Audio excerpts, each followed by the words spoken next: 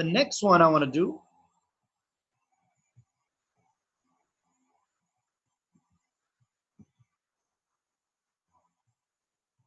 is, mistake, I think, yeah. This goes over here. Is Static NAT.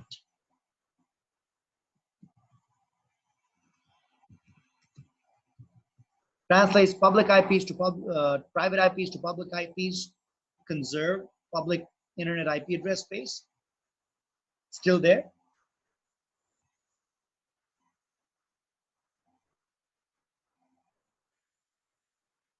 In terms of what? ACL? I don't have two interfaces involved over there, just a single interface, right? I don't specify any interfaces in an ACL. Here I had two interface names I had to specify. That's where I specified high-low.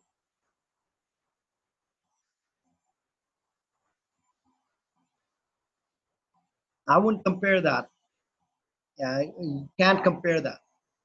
See, I have two interface names over here. So I wanted to tell you which name do you want to put first. So I can't compare that to the other stuff. So what is Static NAT? When do I use it? In Static NAT, you manually create an entry in the translation table.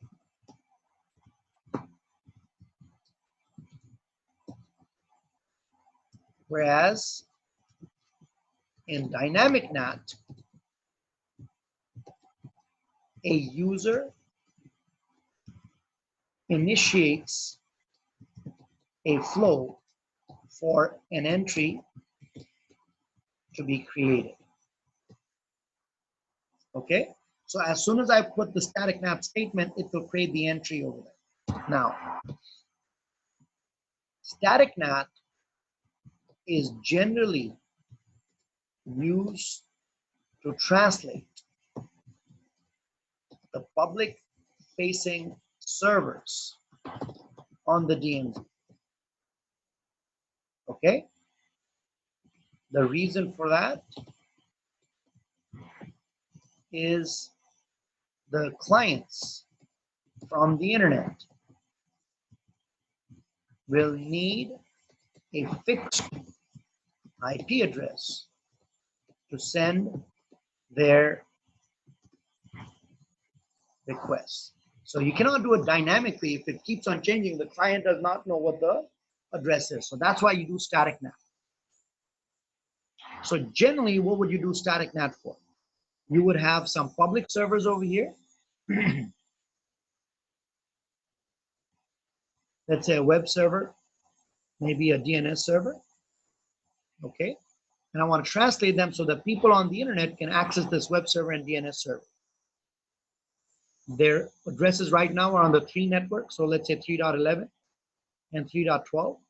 I want to translate them so they're accessible on the internet. So what do?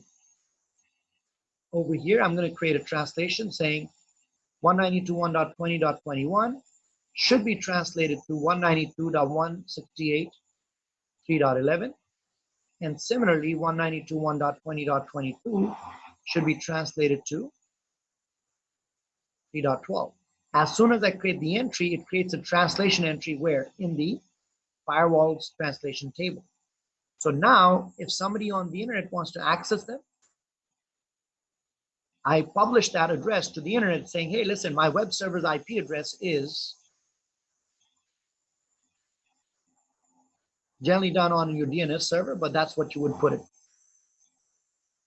And this is my DNS server. Good so far? Now, take a look at this packet. Who's going to initiate this packet to your web server?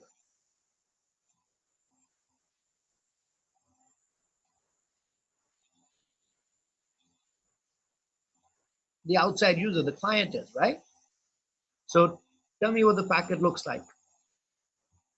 coming in. Some address on the internet, let's say 111.511, just the address. Destination will be your web server, which I've translated to 20.21. Hits the firewall. The firewall, because of static NAT, where I have specified that this guy is translated to this guy, the firewall will translate this packet to, again, the foreign address is unchanged, and this address would change to, agreed?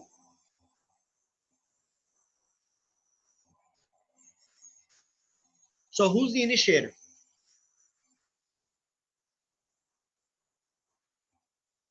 Outside IP, right? What got changed? Source address or the destination address?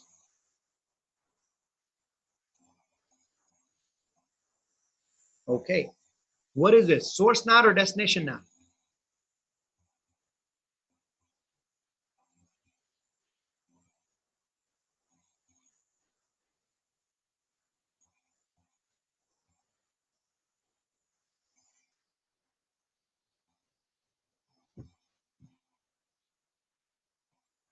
Let me ask you this. What was the definition that I gave you for source NAT?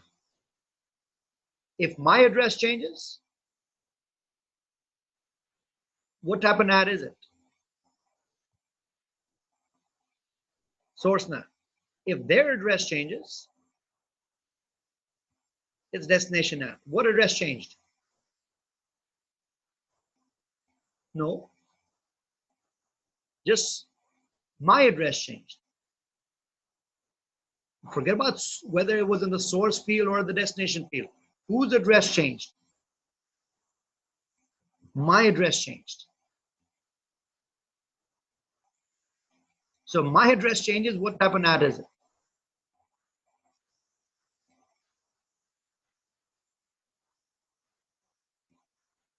Understood. So irrelevant of the direction of the traffic. Who initiates it?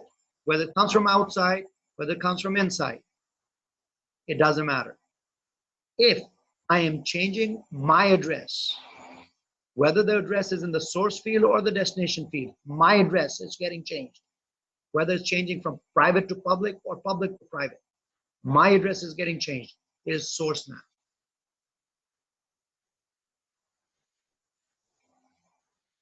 Okay? If their address is changing, the remote address is changing, then it's destination NAT. Regardless of the packet is initiated from in to out, out to in, or if it's in the source address or the destination address. Irrelevant.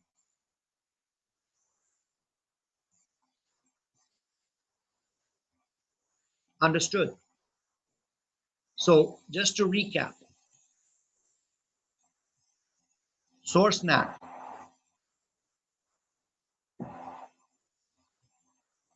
My address changes. That's all you need to care about. The rest is irrelevant, whether it's from in to out to in, source changing, destination IP address changing, doesn't matter. Source NAT refers to what? My address changing. Destination NAT refers to remote address changing.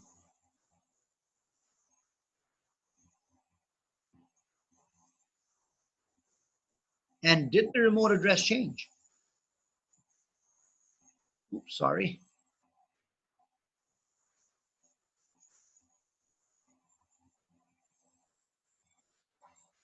Understood. So that's why I say, because most of the times you're changing your address.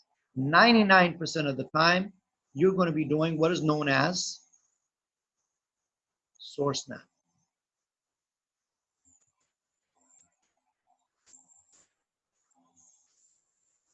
No, he doesn't know that I got translated. That's behind the firewall, right? From his perspective, he's just sending a packet to a public address.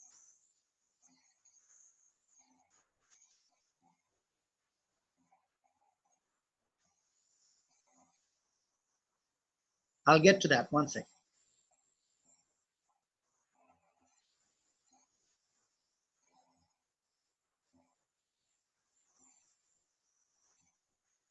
Good so far, guys?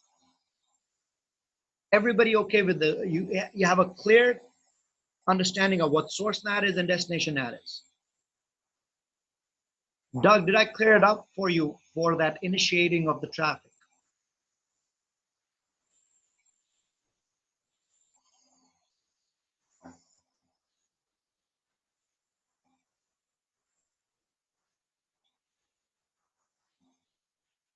Yeah, that's why I wanted you to wait until I did the static NAT, because in static NAT, the initiator is on the outside.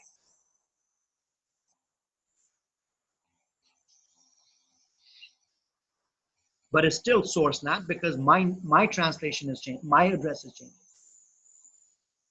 So it's still source NAT because my address has changed.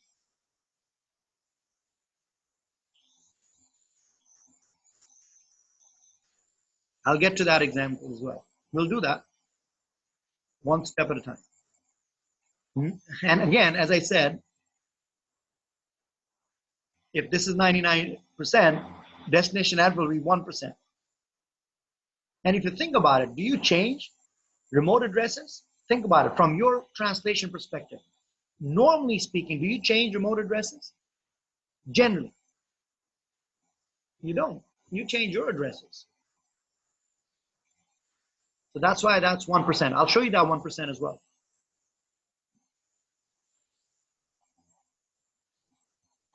And you know, at least this one is okay. You'll be surprised that people that have been in the industry for a long time really don't understand when they do. Remember, on the router you have inside NAT and outside NAT.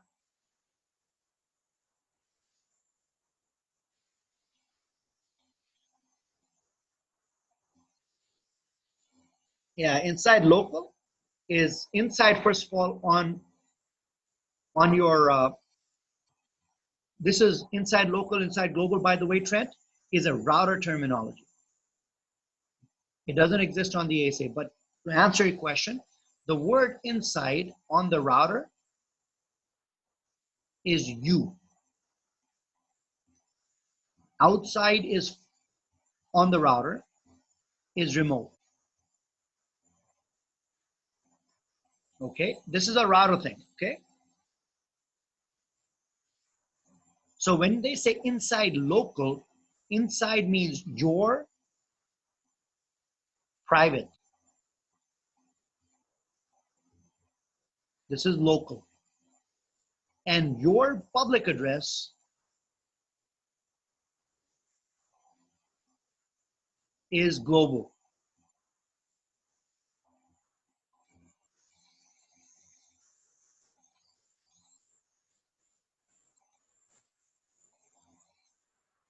Yeah.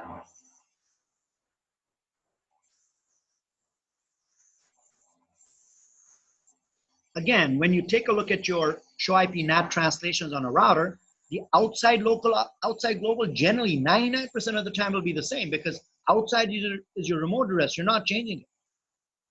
So outside local, outside global will be the same because you're not changing it. But outside local, if you did, I'll hang on to that. Let me do destination NAT. I'll explain that at that point because you'll get confused otherwise. But inside local, inside global, you should be okay with right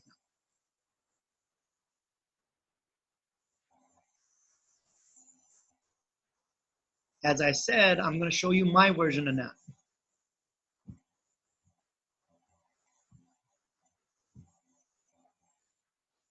So far, so good?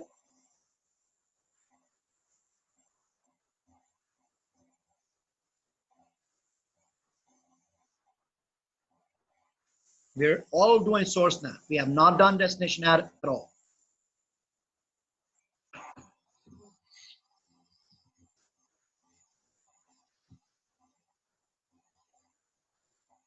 Static NAT is generally used to translate the public-facing servers on the DMZ. The reason for that is the clients from the internet will need a fixed address to send their request.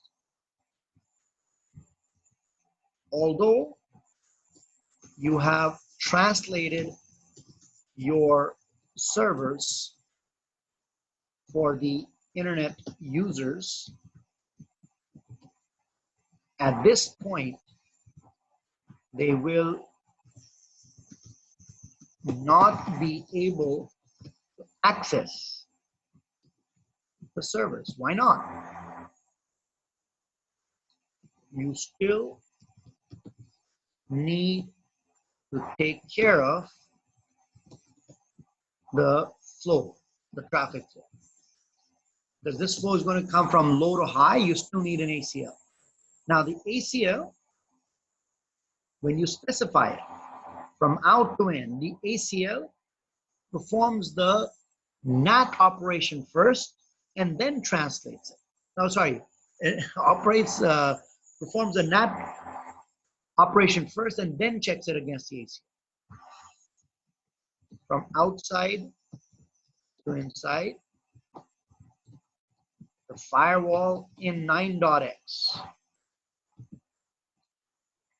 translates the flow before checking the ACL. So when the packet's coming from outside, it's destined to your public address. So the packet came in from 155.1 towards your web server. Okay? As I said, the first thing that happens is what? Translation took place first. So this packet, because of the translation, became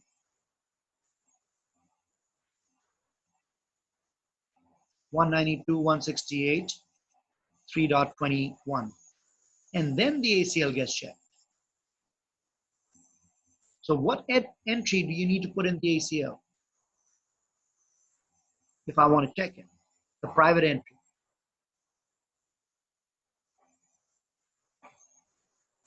Okay? Why? The flow, the operation is first the translation from outside, then the ACL. And that happens first.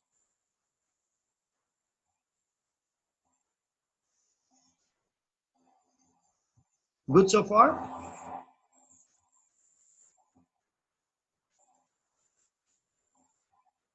So let's do the configuration based on this requirement. Translate. Earlier meaning what? 8.2 and below.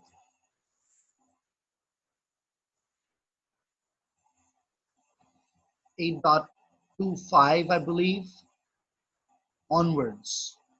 Actually 8.3.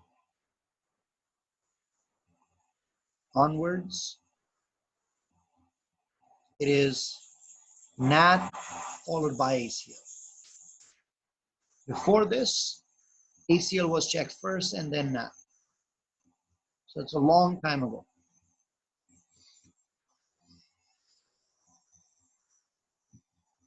So the requirement over here, translate the following servers: 192.168.3.11, translated that to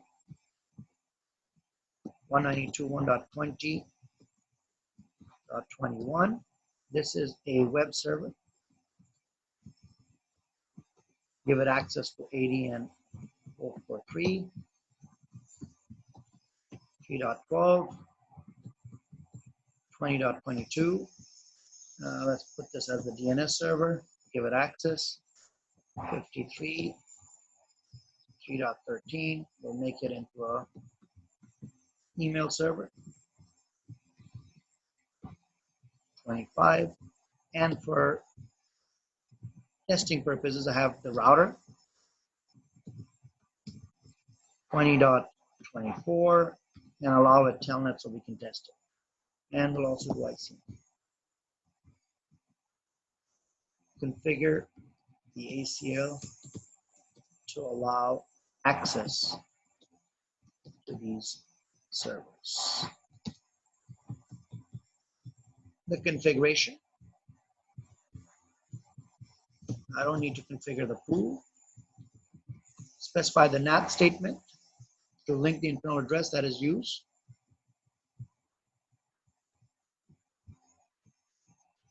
to the public address.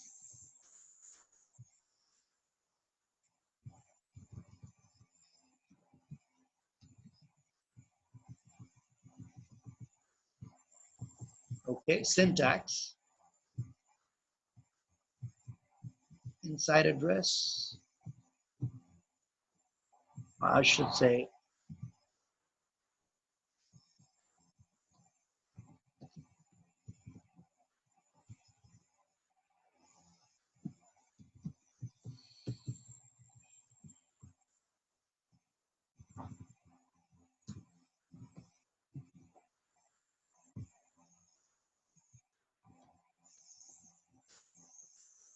you guys understand the low and the high address?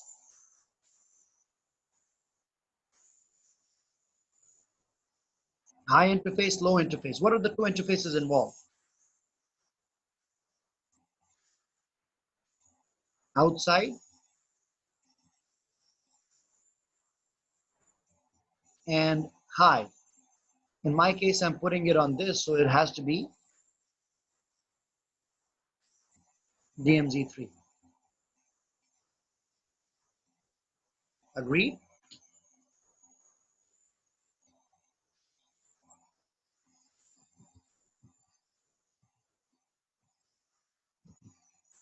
All right. Object network. Let's call it www1. My first server, any name, doesn't matter.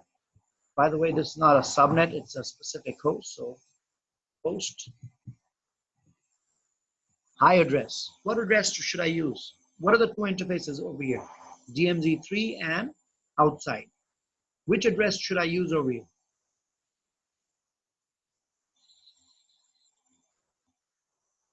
Which is this guy.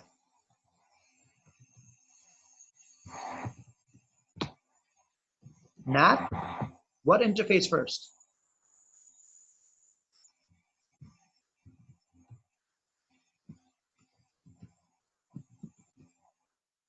The keyword static and the low address. Low address is the address on the outside, which is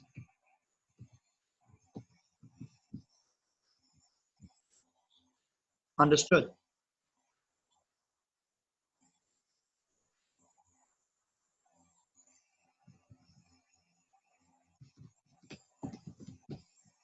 Object network, DNS1, host 3.12, NAT, DMZ-3, outside, static.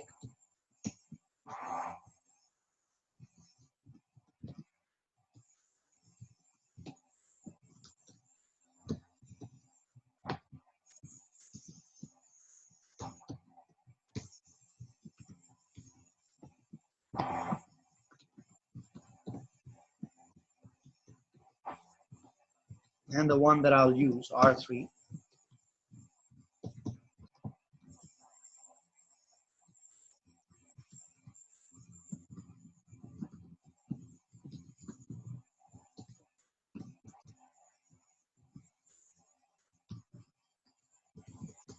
Give it a name, whatever you want to call it.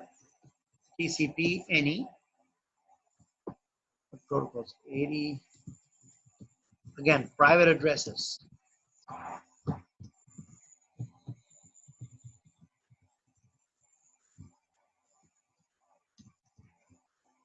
The next one is 53. This is going to be, 11. 12 is UDP.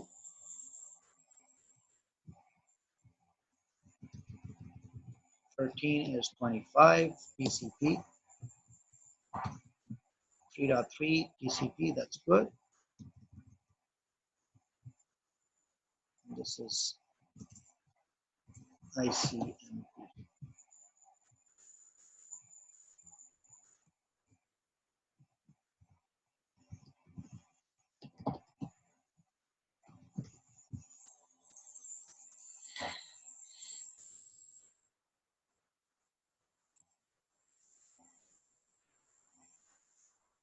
Good?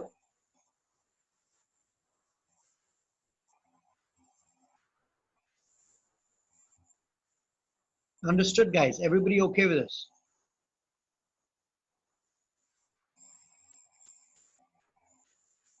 Just copy it, paste it. You'll see if you look at your translation table, these NATs are done already. They're inside your translation table immediately. So now if I go to router 2, which is on the outside, I'll be able to telnet to R3. I need to make sure R3 has telnet enabled.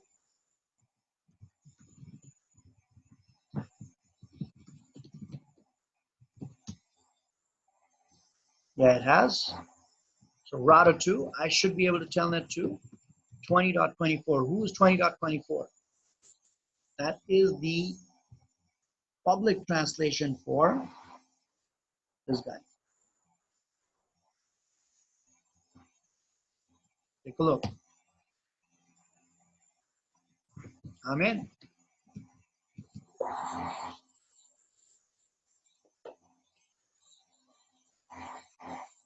Understood, guys. Everybody okay with this?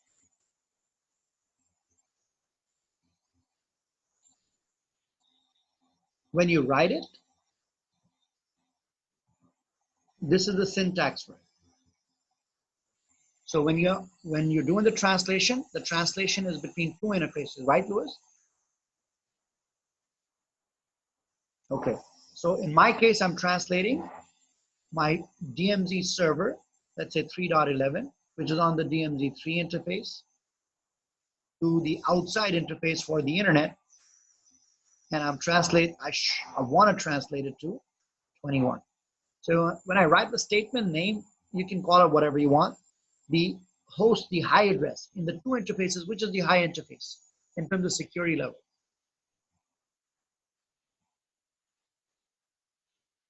50. So I write the high address. That means this address over here.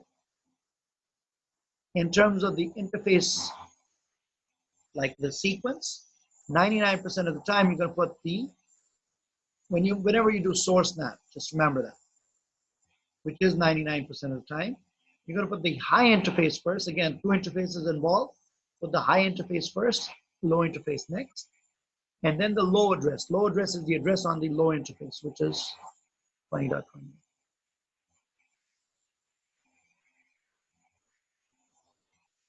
You also need to remember another thing. This one never changes. This address is always linked up to this first slot. This address is always linked up with this slot.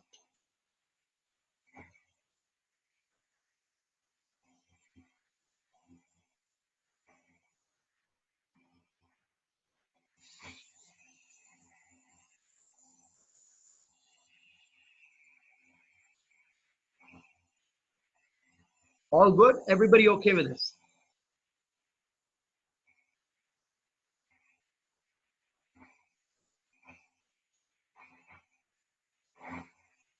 That is PAT. When you change or when you use the port numbers in your translation table, that becomes PAT, port address translation. Yes, you can. We'll do that as well. Not in NAT though. NAT is IP to IP.